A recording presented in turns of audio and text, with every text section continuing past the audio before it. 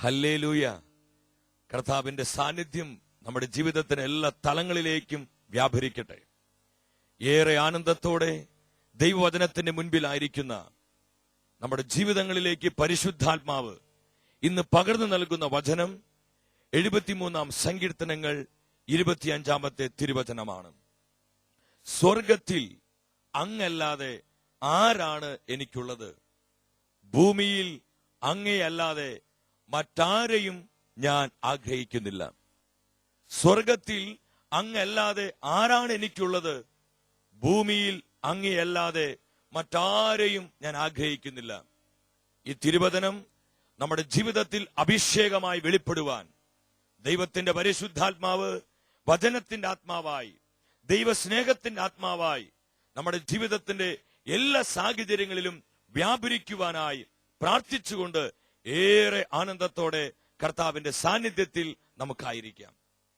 പ്രിയമുള്ളവരെ, ദൈവത്തിന്റെ വചനം നമ്മുടെ ജീവിതങ്ങളോട് പറയുകയാണ്, സ്വർഗത്തിൽ അങ്ങല്ലാതെ ആരാണ് എനിക്കുള്ളത്? സ്വർഗത്തെ സ്വർഗമാക്കി മാറ്റുന്നത് മാലാഖമാരുടെ സ്തുതിഗീതങ്ങളോ അല്ലെങ്കിൽ സ്വർഗത്തിലെ സ്വർണ്ണ തെരുവീതികളോ വിലപിടിപ്പുള്ള മുത്തുകളോ ഇന്ദ്രനീലമോ മരതകമോ മാണിക്യമോ ഇതൊന്നുമല്ല. സ്വർഗത്തെ സ്വർഗമാക്കി മാറ്റുന്നത് നമ്മുടെ കർത്താവിന്റെ സാന്നിധ്യമാണ്. യേശുവിന്റെ സാന്നിധ്യമാണ് സ്വർഗത്തെ മനോഹരമാക്കി തീർക്കുന്നത്. നരകത്തെ നരകമാക്കുന്നത് എന്താ? യേശുവിന്റെ അസാന്നിധ്യമാണ്. യേശു നരകത്തിൽ ചെന്നാൽ നരകം സ്വർഗമാകും. യേശു സ്വർഗത്തിൽ നിന്ന് പോയാൽ സ്വർഗം നരകമായിട്ട് മാറും. യേശുവിന്റെ സാന്നിധ്യമാണ് ഏറ്റവും പ്രധാനപ്പെട്ട കാര്യം. ക്രിസ്തീയ ജീവിതത്തിന്റെ വളർച്ച ഇവിടെയാണ് ആരംഭിക്കുന്നത്. വീണ്ടും വചനം പറയുന്നു, ഭൂമിയിൽ അങ്ങേയല്ലാതെ മറ്റാരെയും ഞാൻ ആഗ്രഹിക്കുന്നില്ല. ദൈവത്തിനായി ദാഹിക്കുന്ന ഒരു ജീവിതം, അതാണ് ക്രിസ്തീയ ജീവിതം. ആരെല്ലാം കർത്താവിന്റെ സ്നേഹത്തിൽ വളർന്നിട്ടുണ്ടോ അവരെല്ലാം ഈ വിധം ആഗ്രഹിച്ചവരായിരുന്നു. നാം തിരുവചനം പരിശോധിക്കുമ്പോൾ നമുക്ക് കാണുവാനായിട്ട് കഴിയും. ദൈവത്തിന്റെ പ്രവാചകനായ മോശ, മറ്റു പ്രവാചകന്മാരിൽ നിന്ന് മോശെ വ്യത്യസ്തമാക്കുന്നത് ഈ ഒരു പ്രത്യേകതയാണ്. ഇത്രമാത്രം അത്ഭുത പ്രവർത്തികൾ മോശ കണ്ടെങ്കിലും മോശ തൃപ്തനായില്ല. അവൻ ആഗ്രഹിച്ചു, ദൈവമേ പോരാ, എനിക്കിതൊന്നും പോരാ, എനിക്കിതൊന്നും കണ്ടാൽ പോരാ. മോശ വലിയ ആഗ്രഹത്തോട് വിളിച്ചു പറഞ്ഞു, പ്രിയ ദൈവമക്കളെ, നമ്മുടെ ആത്മീയ ജീവിതത്തിന്റെ ഏറ്റവും വലിയ ദുരന്തം എന്ന് പറയുന്നത് നമ്മൾ ആത്മീയ ജീവിതത്തിൽ സംതൃപ്തരായി മാറുന്നതാണ്. എപ്പോൾ നമ്മൾ തൃപ്തി അടഞ്ഞോ അന്ന് തുടങ്ങി നമ്മുടെ അധപതനം. ഇന്ന് അനേകം വ്യക്തികൾക്ക് കർത്താവിൽ വളരാൻ പറ്റാത്തതിന് കാരണം, ഇന്ന് അനേകം ജീവിതങ്ങൾക്ക് കാലഘട്ടത്തിന് അഭിഷേകം സ്വീകരിക്കാൻ കഴിയാത്തതിന് കാരണം, ഇന്ന് അനേകം ജീവിതങ്ങള് ആത്മീയ പുരോഗതിയിലേക്ക് കടന്നു വരാത്തതിന് കാരണം, അവർ ആത്മീയ ജീവിതത്തിൽ തൃപ്തിയടഞ്ഞിരിക്കുക. ഇനി ഇതിനേക്കാൾ കൂടുതൽ വളരേണ്ട ആവശ്യമൊന്നുമില്ല. എല്ലാമായി, എല്ലാം പൂർത്തിയായി, ഇനി എന്തു വളർച്ച, എനിക്കെല്ലാം കിട്ടി, ഇങ്ങനൊരു തെറ്റായ ബോധ്യത്തിൽ അനേകർ ഇരിക്കുന്നത് കൊണ്ട് അവർക്ക് കർത്താവിൽ വേണ്ട വിധത്തിൽ വളരാൻ പറ്റുന്നില്ല. ഒരു യഥാർത്ഥ സ്പിരിച്വൽ പ്രോഗ്രസിലേക്ക് അപ്രകാരമുള്ള വ്യക്തിത്വങ്ങൾക്ക് ഇന്ന് കടന്നു വരാൻ സാധിക്കുന്നില്ല. എന്നാൽ മോശ അങ്ങനെ ആയിരുന്നില്ല. അവൻ തൃപ്തി അടഞ്ഞില്ല. ചെങ്കടലൊക്കെ വിഭജിക്കുന്നവൻ കണ്ടതാ. കരിമ്പാറ കൂട്ടങ്ങളിൽ ദൈവം തന്റെ ജനത്തിന് ദാഹജലം കൊടുക്കുന്നത് മോശ കണ്ടതാ. പക്ഷെ മോശ പറഞ്ഞു, പുറപ്പാടിന്റെ പുസ്തകം 33-ാം അധ്യായത്തിൽ നമുക്ക് കാണുവാൻ കഴിയും. 14-15 തിരുവചനങ്ങൾ നമ്മൾ പഠിക്കുമ്പോൾ നമുക്ക് കാണുവാൻ പറ്റും. ദൈവം തന്റെ ജനത്തെ ആ പാലും തേനും ഒഴുകുന്ന വാഗ്ദാന നാട്ടിലേക്ക് ഇങ്ങനെ കൊണ്ടുപോവുകയാണ്. ഈ മരുഭൂമിയിൽ 40 വർഷം അവർ നടന്നു. അവർ ഈ വാഗ്ദാന നാട്ടിലേക്ക് പോകുന്ന സമയത്ത് മോശ ദൈവത്തോട് പറഞ്ഞു, ദൈവമേ, അങ്ങ് ഞങ്ങളുടെ കൂടെ പോരുന്നില്ലെങ്കിൽ പാലും തേനും ഒഴുകുന്ന ആ കാനാൻ നാട്ടിലേക്ക് അങ്ങ് ഞങ്ങളെ പറഞ്ഞയക്കരുത്. മോശയ്ക്ക് അറിയാമായിരുന്നു, ദൈവത്തിന്റെ സാന്നിധ്യമില്ലാത്ത ആ പാലും തേനും ഒഴുകുന്ന കാനാൻ നാട്ടിനേക്കാൾ എത്രയോ മഹത്തരമാണ് ദൈവത്തിന്റെ സാന്നിധ്യം നിറഞ്ഞു നിൽക്കുന്ന ഈ മരുഭൂമി. എത്രയും വലിയൊരു തിരിച്ചറിവാണിത്. പ്രിയ ദൈവമക്കളെ, മോശ പറഞ്ഞു, കർത്താവേ, നീ ഞങ്ങളോട് കൂടെ പോരുന്നില്ലെങ്കിൽ ഞങ്ങളെ നീ പറഞ്ഞയക്കരുത്. ഇതാണ് ക്രിസ്തീയ ജീവിതത്തിന്റെ വളർച്ച എന്ന് പറയുന്നത്. വീണ്ടും മോശ പ്രാർത്ഥിച്ചു. നമ്മൾ മോശയുടെ ജീവിതം എടുത്ത് പഠിച്ചോ. അവൻ ഒത്തിരി പ്രാവശ്യമൊന്നും തനിക്ക് വേണ്ടി പ്രാർത്ഥിച്ചിട്ടില്ല. എന്നാൽ അവന്റെ ശുശ്രൂഷ ജീവിതത്തിൽ, കർത്താവിനോടുള്ള ബന്ധത്തിൽ മോശ ഒരിക്കൽ മാത്രം അവൻ തനിക്ക് വേണ്ടി പ്രാർത്ഥിച്ചു. അവന്റെ പ്രാർത്ഥന എന്തായിരുന്നു എന്നറിയോ? അവന്റെ മക്കൾക്ക് വേണ്ടി ആയിരുന്നില്ല, അവന്റെ കുടുംബത്തിന് വേണ്ടി ആയിരുന്നില്ല, അവന്റെ ഭാര്യ സിപ്പോറയ്ക്ക് വേണ്ടി ആയിരുന്നില്ല, അവന്റെ മറ്റു പല പ്രവർത്തനങ്ങൾക്ക് വേണ്ടി ആയിരുന്നില്ല. അവൻ പ്രാർത്ഥിച്ചത് ഒരു കാര്യത്തിന് വേണ്ടിയായിരുന്നു. പുറപ്പാടിന്റെ പുസ്തകം 33 അധ്യായത്തിൽ കർത്താവിന്റെ വചനം പറയുന്നു, വചനം 18. മോശ പറഞ്ഞു, അങ്ങയുടെ മഹത്വം എനിക്ക് കാണിച്ചു തരണമേ. Oh lord, show me your glory. നിന്റെ മഹത്വം എനിക്കൊന്ന് കാണിച്ചു തരണമേ. ഓ ദൈവമേ, ഞാൻ നിന്നൊന്ന് കാണട്ടെ. ഇത്രമാത്രം വലിയൊരു ആഗ്രഹമായിരുന്നു. ദൈവത്തിന് വേണ്ടി ദാഹിക്കുന്ന മോശ, ദൈവ സാന്നിധ്യത്തിന്റെ നിറവിൽ നിറയപ്പെടുവാൻ വേണ്ടി ആഗ്രഹിക്കുന്ന മോശ, ഈ ഒരു ആഗ്രഹം തന്നെയായിരുന്നു മറ്റു പ്രവാചകന്മാരെക്കാൾ വ്യത്യസ്തനായി മോശയെ നിർത്തിയത്. നിയമാവർത്തന പുസ്തകത്തിൽ ദൈവാത്മാവ് രേഖപ്പെടുത്തി 34 അധ്യായം 10 തിരുവചനം. കർത്താവ് മുഖാമുഖം സംസാരിച്ച മോശയെ പോലെ മറ്റൊരു പ്രവാചകൻ പിന്നീട് ഇസ്രായേലിൽ ഉണ്ടായിട്ടില്ല. ഈ ഭൂമിയിൽ കർത്താവെ, അങ്ങയല്ലാതെ മറ്റാരെയും ഞാൻ ആഗ്രഹിക്കുന്നില്ല. ഇന്ന് നമ്മുടെ ആത്മീയതയിൽ സംഭവിച്ചു പോയ ഒരു വലിയ പരാജയമാണ് ഇവിടെ പരിശുദ്ധാത്മ വെളിപ്പെടുത്തുന്നത്. യേശുവിനേക്കാൾ ഉപരിയായി യേശു നൽകുന്ന അനുഗ്രഹത്തെ സ്നേഹിക്കുന്ന അവസ്ഥ, യേശുവിനേക്കാൾ ഉപരിയായി യേശു നൽകുന്ന അഭിഷേകത്തെ സ്നേഹിക്കുന്ന അവസ്ഥ, യേശുവിനേക്കാൾ ഉപരിയായി യേശു നൽകുന്ന സൗഖ്യത്തെ സ്വന്തമാക്കുവാനായി ആഗ്രഹിക്കുന്ന അവസ്ഥ. അനുഗ്രഹത്തെയും സൗഖ്യത്തെയും അഭിഷേകത്തെയും ആഗ്രഹിക്കുന്നതിൽ യാതൊരു തെറ്റുമില്ല. കാരണം അതൊക്കെ ദൈവമക്കളുടെ അവകാശമാണ്. എന്നാൽ യേശുവിനേക്കാൾ ഉപരി ഞാൻ അഭിഷേകത്തെ സ്നേഹിക്കുന്നുവെങ്കിൽ, യേശുവിനേക്കാൾ ഉപരി ഞാൻ സൗഖ്യത്തെ സ്നേഹിക്കുന്നുവെങ്കിൽ, യേശുവിനേക്കാൾ ഉപരി യേശു നൽകുന്ന അനുഗ്രഹത്തെ ഞാൻ സ്നേഹിക്കുന്നുവെങ്കിൽ, യേശുവിനേക്കാൾ ഉപരി എന്തിനെ ഞാൻ സ്നേഹിക്കുന്നുവെങ്കിൽ അത് അപകടമാണെന്ന് വചനം മുന്നറിയിപ്പ് തരികയാണ്. ഇന്ന് അനേകം ജീവിതങ്ങൾക്ക് അഭിഷേകത്തിൽ വളരുവാൻ കഴിയാത്തതിന്റെ ഒരു പ്രധാന കാരണം ഇതാണ്. വചനം പറയുന്ന ഹെബ്രായ പുസ്തകം 6 അധ്യായം 1 തിരുവചനത്തിൽ, ക്രിസ്തുവിന്റെ വചനത്തിന്റെ പ്രഥമ പാഠങ്ങൾ പിന്നിട്ട് നമുക്ക് പക്വതയിലേക്ക് വളരാം. ദൈവവചനത്തിന്റെ പ്രഥമ പാഠങ്ങൾ പിന്നിട്ട് നമുക്ക് പക്വതയിലേക്ക് വളരാം. ഇന്ന് പലപ്പോഴും യേശുവിനെ വേണ്ട, പക്ഷെ യേശു നൽകുന്നത് നമുക്കൊക്കെ വേണം. പ്രിയമുള്ളവരെ, നമ്മുടെ മനോഭാവങ്ങൾക്ക് മാറ്റം വരണം. നമ്മുടെ മനോഭാവങ്ങളിൽ മാറ്റമുണ്ടാകണം. ആത്മീയ ജീവിതത്തിൽ, അഭിഷേക ജീവിതത്തിൽ, കർത്താവിനോടുള്ള ബന്ധത്തിൽ ഞാനും നിങ്ങളും വളരുവാൻ ആഗ്രഹിക്കുന്നുവെങ്കിൽ നമ്മുടെ കാഴ്ചപ്പാടുകൾക്ക്, നമ്മുടെ ചിന്താഗതികൾക്ക്, നമ്മുടെ മനോഭാവങ്ങൾക്ക് മാറ്റം വന്നേ മതിയാകൂ.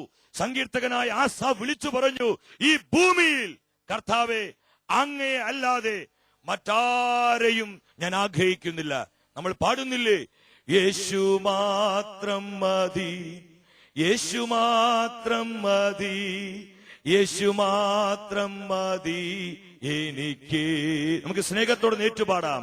യേശു മാത്രം മതി, യേശു മാത്രം മതി, യേശു മാത്രം മതി എനിക്ക്.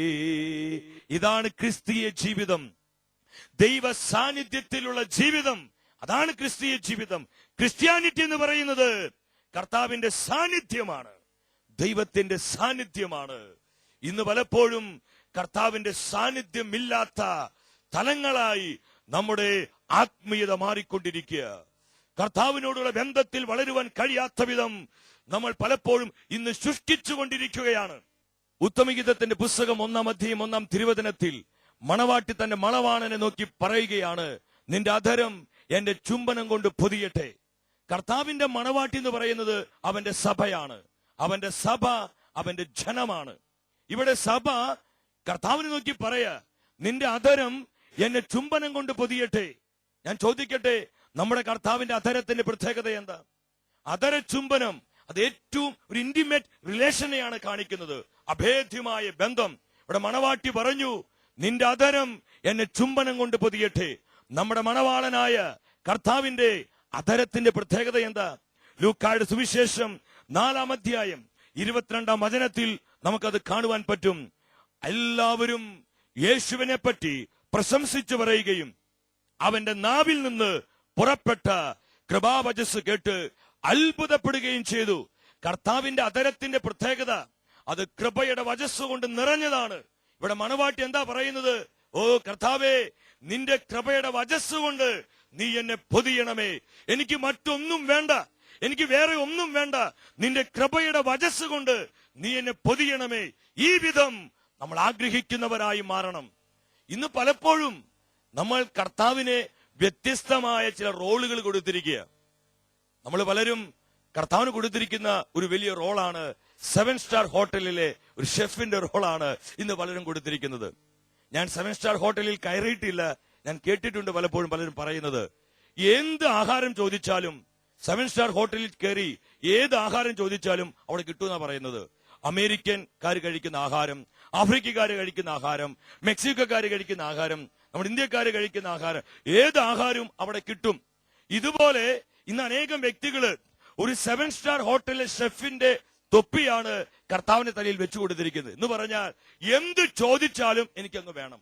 കർത്താവേ, ഞാൻ എന്ത് ചോദിച്ചാലും എനിക്കത് വേണം. കർത്താവിനുള്ള സ്നേഹത്തിൽ വളരുന്നേക്കാൾ ഉപരി, കർത്താവിന്റെ വാക്കുകളെ അനുസരിക്കുന്നതിനേക്കാൾ ഉപരി, കർത്താവിനോടുള്ള ബന്ധത്തിൽ ആഴപ്പെടുന്നതിനേക്കാൾ ഉപരി നമുക്ക് ഇഷ്ടപ്പെട്ടതെല്ലാം കർത്താവ് തരണം. പ്രിയമുള്ളവരെ, ഇത് യഥാർത്ഥ ആത്മീയതയ്ക്ക് ചേർന്നതല്ല. ഈ തലങ്ങളിൽ ഒരു മാറ്റം ഉണ്ടെങ്കിലേ ഇനി നമ്മുടെ ആത്മീയ മണ്ഡലങ്ങളിൽ പുത്തൻ അഭിഷേകത്തിന്റെ തലങ്ങളെ തുറക്കുവാൻ പരിശുദ്ധാത്മാവിന് സാധിക്കുകയുള്ളൂ. ഹല്ലേലൂയ. വേറെ ചിലര് കർത്താവിന് കൊടുത്തിരിക്കുന്ന റോള് ഡോക്ടേഴ്സിന്റെ റോളാ. നമ്മൾ എപ്പോഴാണ് ഡോക്ടേഴ്സിന്റെ അടുത്തേക്ക് പോവുക? രോഗം വരുമ്പോഴാണ്. ഇങ്ങനെ കുറച്ച് മനുഷ്യരുണ്ട്, അവര് രോഗം വരുമ്പോൾ, പ്രയാസം വരുമ്പോൾ മാത്രമേ കർത്താവിന്റെ അരികിലേക്ക് കടന്നു ചെല്ലുള്ളൂ. നമ്മൾക്ക് കർത്താവിന്റെ അടുത്തേക്ക് എപ്പോഴും കടന്നു ചെല്ലാം, അതിൽ യാതൊരു തെറ്റുമില്ല. അവൻ രോഗികളെ സൗഖ്യമാക്കുന്നവൻ തന്നെയാ. പക്ഷേ യേശുവിനോടുള്ള ബന്ധത്തിൽ വളരേണ്ടതിനേക്കാൾ ഉപരിയായി, കർത്താവിനോടുള്ള സ്നേഹത്തിൽ ആഴപ്പെടേണ്ടതിനേക്കാൾ ഉപരിയായി സൗഖ്യത്തെ മാത്രം ആഗ്രഹിച്ചു പോയവരെ, ആ 10 കുഷ്ഠരോഗികളിൽ 9 പേർക്ക് അതല്ല പറ്റിയത്. 10 പേരെ കർത്താവ് സൗഖ്യമാക്കി. പക്ഷേ ഒരുവൻ മാത്രം വന്നേ അവൻ നന്ദി പ്രകാശിപ്പിച്ചുള്ളൂ. ബാക്കി 9 പേർ എവിടെ പോയി? അവർക്ക് സൗഖ്യമായിരുന്നു പ്രധാനം, യേശുവായിരുന്നില്ല. ഇന്നും എത്രയോ ആയിരക്കണക്കിന് 10,000-കണക്കിന് മനുഷ്യരെ കർത്താവിൽ നിന്ന് സൗഖ്യം സ്വീകരിച്ചവരാ. അവരൊക്കെ എവിടെ പോയി ദൈവമക്കളെ? നാം തിരിച്ചറിയുക, യേശുവിനേക്കാൾ വലുതല്ല യേശു നൽകുന്ന സൗഖ്യം. പ്രിയമുള്ളവരെ, നമ്മൾ മനസ്സിലാക്കുക, നമ്മുടെ കർത്താവ് അവൻ സ്നേഹത്തിന് യോഗ്യനാണ്. അവനെ ആഗ്രഹിക്കുക. നമുക്ക് വേണ്ടതെല്ലാം യേശുവിലുണ്ട്. നമുക്ക് വേണ്ട ആനന്ദം യേശുവിലുണ്ട്. കാരണം യേശു നമ്മുടെ ആനന്ദമാണ്. സങ്കീർത്തകനായ ദാവീദ് പറയുന്നുണ്ട്, 16-ാം സങ്കീർത്തനം 11-ാമത്തെ തിരുവചനത്തിൽ, കർത്താവിന്റെ സന്നിധിയിൽ എനിക്ക് ആനന്ദത്തിന്റെ പൂർണ്ണതയുണ്ട്. എഫെസോസ്കാർക്കുള്ള ലേഖനം 2-ാം അധ്യായത്തിൽ നമ്മൾ കാണുന്നുണ്ട്, യേശു നമ്മുടെ സമാധാനമാണ്. അപ്പോൾ നമുക്ക് വേണ്ട സമാധാനം യേശു ക്രിസ്തുവിലുണ്ട്. തിമോഥെയോസിന് എഴുതിയ 1-ാം ലേഖനം 1-ാം അധ്യായം 1-ാം തിരുവചനത്തിൽ നമ്മൾ കാണുന്നുണ്ട്, യേശു നമ്മുടെ പ്രത്യാശയാണ്. നമുക്ക് വേണ്ട പ്രത്യാശ യേശുവിലുണ്ട്. പുറപ്പാടിന്റെ പുസ്തകം 15-ാം അധ്യായം 26-ാം വചനത്തിൽ നമ്മൾ കാണുന്നു, അവൻ നമ്മളെ സുഖപ്പെടുത്തുന്ന കർത്താവാണ്. യേശുവിൽ നമുക്ക് സൗഖ്യമുണ്ട്. പ്രിയമുള്ളവരെ, നമുക്ക് ആവശ്യമായിട്ടുള്ളതെല്ലാം യേശുവിലുണ്ട്. അവനെ സ്വന്തമാക്കുക, അവനായി ദാഹിക്കുക, അവനോടുള്ള സ്നേഹത്തിൽ വളരുവാൻ, അവനോടുള്ള ബന്ധത്തിൽ ആഴപ്പെടുവാൻ, ഒരു ഇന്റിമസിയിലേക്ക്, കർത്താവുമായിട്ടുള്ള ഒരു അഭേദ്യമായ ബന്ധത്തിലേക്ക് നമ്മൾ കടന്നു വരുവാനാണ് അവൻ ആഗ്രഹിക്കുന്നത്. ആസാഫിനെ പോലെ നമുക്കും പറയാം, ഈ ഭൂമിയിൽ കർത്താവെ, അങ്ങയല്ലാതെ മറ്റാരെയും ഞാൻ ആഗ്രഹിക്കുന്നില്ല. മറന്നു പോകരുത്, പാപത്തെ മാത്രം ഭയപ്പെടുക, യേശുവിനെ മാത്രം ആഗ്രഹിക്കുക. ഇവിടെയാണ് ക്രിസ്തീയ ജീവിതത്തിന്റെ വളർച്ച ആരംഭിക്കുന്നത്. ദൈവം നമ്മളെല്ലാവരെയും സമൃദ്ധമായി അനുഗ്രഹിക്കട്ടെ. ഈ തിരുവചനം നമ്മുടെ ജീവിതത്തിന് എല്ലാ തലങ്ങളിലും പരിശുദ്ധാത്മാവ് അഭിഷേകത്തിന് അഗ്നിയായി കൊളുത്തട്ടെ. വലിയ ആഗ്രഹത്തോടെ പ്രാർത്ഥിക്കാം. ഒരു നിമിഷം കണ്ണുകളടച്ച് പ്രാർത്ഥിക്കാം. കർത്താവായ ദൈവമേ, ഞങ്ങൾ തിരിച്ചറിയുന്നു ഈ ഭൂമിയിൽ അങ്ങയല്ലാതെ മറ്റാരെയും ഞാൻ ആഗ്രഹിക്കുന്നില്ല. പലപ്പോഴും കർത്താവെ, അങ്ങയേക്കാൾ ഉപരിയായി അങ്ങ് നൽകുന്ന നന്മകളെ ഞാൻ ആഗ്രഹിച്ചിട്ടുണ്ട്. കർത്താവെ, അങ്ങയേക്കാൾ ഉപരിയായി അങ്ങ് നൽകുന്ന കൃപാവരങ്ങളെ, അങ്ങ് നൽകുന്ന മറ്റ് ആത്മീയ നന്മകളെ ഞാൻ ആഗ്രഹിച്ചിട്ടുണ്ട്. പക്ഷെ ഞാൻ തിരിച്ചറിയുന്നു, യേശുവേ, എനിക്ക് ആവശ്യമായിട്ടുള്ളതെല്ലാം അങ്ങയിലുണ്ട്. അങ്ങയിൽ മാത്രമാണ് പൂർണ്ണതയുള്ളത്. ഞാൻ ഏറ്റുപറയുന്നു, വിശ്വസിക്കുന്നു. പരിശുദ്ധ അമ്മേ, ഞങ്ങളുടെ അമ്മേ, യേശുവിനെ പോലെ ഞങ്ങൾ ആയിത്തീരുവാൻ അമ്മ ഞങ്ങൾക്ക് വേണ്ടി പ്രാർത്ഥിക്കണമേ. കർത്താവിന്റെ വിശുദ്ധിയിൽ ഞങ്ങൾ വളരുവാൻ അമ്മ ഞങ്ങൾക്ക് വേണ്ടി അപേക്ഷിക്കണമേ. സകല വിശുദ്ധരെ ഞങ്ങൾക്ക് വേണ്ടി പ്രാർത്ഥിക്കണമേ. കർത്താവിന്റെ കൃപയും സാന്നിധ്യവും എപ്പോഴും നമ്മുടെ ജീവിതങ്ങൾക്ക് കൂട്ടായിരിക്കട്ടെ. ആമേൻ. നിത്യസ്നേഹത്താൽ എന്നെ സ്നേഹിച്ചു, നിത്യസ്നേഹത്താൽ എന്നെ സ്നേഹിച്ചു.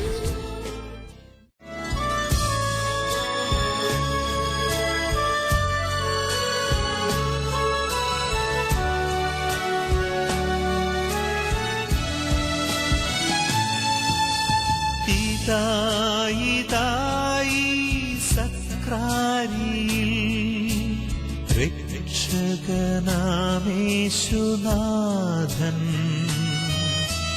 ഇതായി തിരുവോസ്തിയിൽ ജീവിക്കും ദൈവത്തിൻ പ്രിയപുത്രൻ.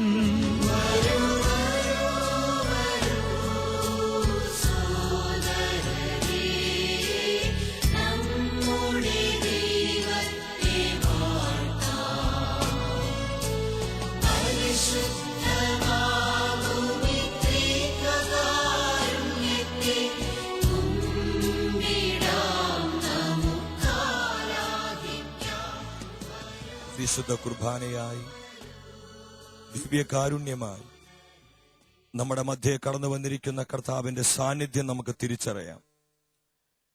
ദൈവവചനത്തിലൂടെ പരിശുദ്ധാത്മാവിന് നമ്മളെ പഠിപ്പിച്ചു. സങ്കീർത്തകനായ ആസാഫ് അവൻ അഭിഷേകത്തോട് വിളിച്ചു പറഞ്ഞു, സ്വർഗത്തിൽ ആരാണ് എനിക്കുള്ളത്? ഭൂമിയിൽ കർത്താവെ അങ്ങയല്ലാതെ മറ്റാരെയും ഞാൻ ആഗ്രഹിക്കുന്നില്ല. പ്രിയ ദൈവമക്കളെ, യഥാർത്ഥ ആത്മീയ ജീവിതത്തിന്റെ വളർച്ച ഇവിടെയാണ് ആരംഭിക്കുന്നത്. ഞാനും നിങ്ങളും കർത്താവായ യേശുവിൽ വളരാൻ ആഗ്രഹിക്കുന്നുവെങ്കിൽ, ഈ കാലഘട്ടത്തിന്റെ അഭിഷേകത്തെ സ്വീകരിക്കാൻ ആഗ്രഹിക്കുന്നുവെങ്കിൽ, ദൈവത്തിന്റെ വിശുദ്ധിയിലും ദൈവികമായ സ്വഭാവത്തിലും മുന്നേറുവാൻ നമ്മൾ ആഗ്രഹിക്കുന്നുവെങ്കിൽ, നമ്മൾ കർത്താവിനെ മാത്രം ആഗ്രഹിക്കുക. നമുക്ക് എന്തൊക്കെ ആവശ്യമായിട്ടുണ്ടോ അതെല്ലാം നമ്മുടെ കർത്താവിന്റെ സാന്നിധ്യത്തിലുണ്ട്. കർത്താവ് ജോസഫിന്റെ കൂടെ ഉണ്ടായിരുന്നു. എല്ലാ കാര്യങ്ങളിലും ജോസഫിന് അഭിവൃദ്ധി ഉണ്ടായി. നമുക്ക് വേണ്ട എല്ലാ മേഖലകളിലുള്ള അഭിവൃദ്ധി കർത്താവിന്റെ സാന്നിധ്യത്തിലുണ്ട്. ദാവീദിനോട് കൂടെ കർത്താവ് ഉണ്ടായിരുന്നു. അവൻ എല്ലാ ഉദ്യമങ്ങളിലും വിജയം വരിച്ചു. നമുക്ക് വേണ്ട വിജയം കർത്താവിന്റെ സാന്നിധ്യത്തിലുണ്ട്. പ്രിയ ദൈവമക്കളെ, നമ്മൾ എന്തിനെല്ലാമായി ആഗ്രഹിക്കുന്നുവോ അതെല്ലാം നമ്മുടെ യേശുവിലുണ്ട്. ഈ ലോകത്തിന്റെ ഇമ്പങ്ങളിലല്ല, ഈ ലോകം വെച്ചു നീട്ടിത്തരുന്ന വാഗ്ദത്തങ്ങളിലല്ല, ഈ ലോകത്തിന്റെ ജഡമോഹങ്ങളിലല്ല. യേശുവിനെ മാത്രം ആഗ്രഹിക്കുക, അവനെ മാത്രം കൊതിക്കുക. ഈ വിധം കർത്താവിനോട് വിട്ടുപിരിയാത്ത ഒരു ആത്മബന്ധത്തിലേക്ക് കടന്നു വരുവാൻ ഈ ആരാധനയുടെ മണിക്കൂറുകളിൽ ദൈവം ആഗ്രഹിക്കുകയാണ്. നുറുങ്ങിയ ഹൃദയത്തോടെ കണ്ണുനീരൊഴുക്കിക്കൊണ്ട് നമുക്ക് പ്രാർത്ഥിക്കാം. കർത്താവേ, ഈ കൃപ ഞങ്ങൾക്ക് നൽകണമേ, ഞങ്ങളുടെ കുടുംബത്തിന് നൽകണമേ, ഞങ്ങളുടെ കുഞ്ഞുങ്ങൾക്ക് നൽകണമേ. ഇരു കരങ്ങളും കർത്താവിന്റെ മുൻപിലേക്ക് ഉയർത്തി പ്രാർത്ഥിക്കേ. പാപശീലങ്ങള്, പാപശക്തികള്, ജഡീകതകള്, ജഡമോഹങ്ങള്, ലോകത്തിന്റെ സ്വാധീനങ്ങള്, ലോകത്തിൽ ഞങ്ങൾ സ്വീകരിച്ചിരിക്കുന്ന എല്ലാ ബോഗേച്ഛകള് പരിശുദ്ധാത്മാവാകുന്ന അഗ്നിയിൽ കത്തിച്ചാമ്പലാകട്ടെ. ആഗ്രഹിച്ച് പ്രാർത്ഥിക്കും മക്കളെ, വിശ്വസിച്ച് പ്രാർത്ഥിക്കേ. ഇത് വിടുതലിന്റെ സമയമാണ്. കർത്താവ് നിനക്ക് വേണ്ടി പ്രവർത്തിക്കുന്ന അത്ഭുതത്തിന് മണിക്കൂറാണ്. ഇതാ നമ്മുടെ ജീവിതങ്ങളിലേക്ക്, കുടുംബങ്ങളിൽ ഇപ്പോൾ കണ്ണുനീരൊഴുക്കി പ്രാർത്ഥിക്കുന്ന ജീവിതങ്ങളിലേക്ക് ഇതാ ഈ വിശുദ്ധ കുർബാനയിൽ നിന്ന് കർത്താവ് തന്റെ മുറിവേറ്റ കരങ്ങൾ അവർക്ക് നേരെ നീട്ടിയിരിക്കുന്നു. വിശ്വസിച്ച് പ്രാർത്ഥിക്കും മക്കളെ.